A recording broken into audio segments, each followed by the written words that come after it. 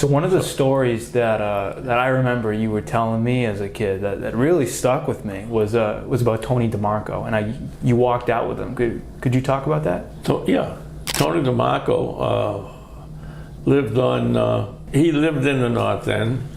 His name was changed. Yeah. Because he was too young to be a boxer, and he was probably around 14. Jeez.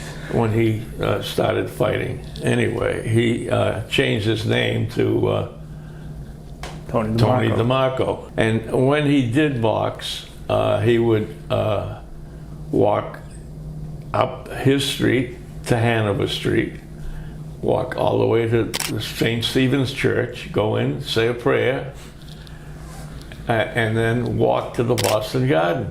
Yeah. And as we grew to know him, he had a bunch of young guys like myself that would follow him. How old were you when you were following him? Maybe 12 to Jeez. 13. Wow. Yeah. And then if it was in the evening and he was boxing, he would take us in with him, and we'd get to watch him fight. So he was a really nice guy too. Initially, nobody believed he was a boxer, and we would kind of kid him. Wasn't he like a short guy too? Yeah. Yeah. Yeah. He was wasn't very tall, but he was tough.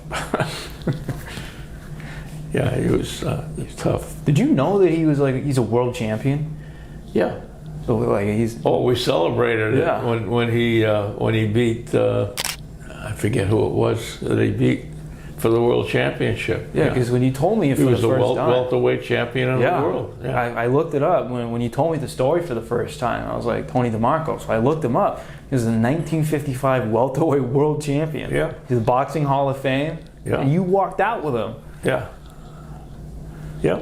You walked down to the Garden with him, and once we got in the Garden, I don't think they were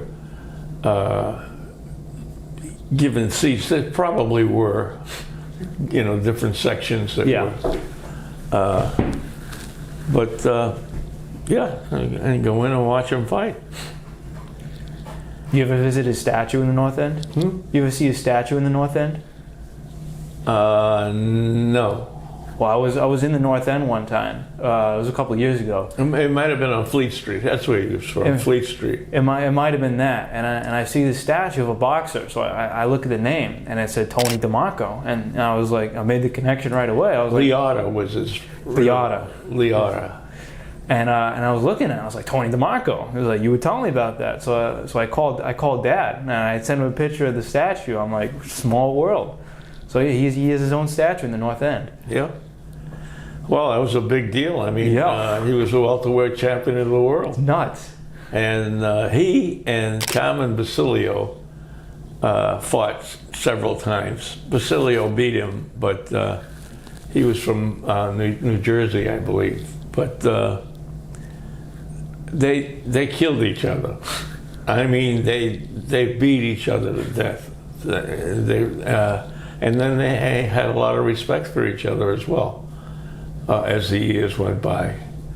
But Carmen Basilio was from New Jersey, and Tony DeMarco was from Boston's North End. He fought him several times, and he beat a lot of people when he first got into boxing. He beat a lot of big name players until he bet Basilio, who was a great boxer. For a small guy too, that's... Yeah. But he was, and just the nicest guy. Yeah. Really a nice guy. Nothing went to his head, and yeah, we had when he won the championship, we had a parade of cars going up and down the street, and honking their horns and everything else. Yeah, it was a big deal. And it should have been. Yeah. You know? That's a huge deal. Yeah. So, world champion. Then he moved, he had a condition of, he moved to the West Coast, not the coast. What the hell's the name of this? Like Midwest. Yeah, Midwest, but a specific Town. area, Yeah. town, state, and retired there. I forget if he had some children. I lost track of him after a while. But yeah, it was anytime he had a boxing match, he would stop off at the church and go in and say a prayer and then walk to the, and he'd walk to the guy. That's amazing. Yeah, Like Rocky? yeah, yeah. I think that may part of that film, the Rocky, emanated from DeMarco? different Different people, yeah. players, different fighters, and yeah,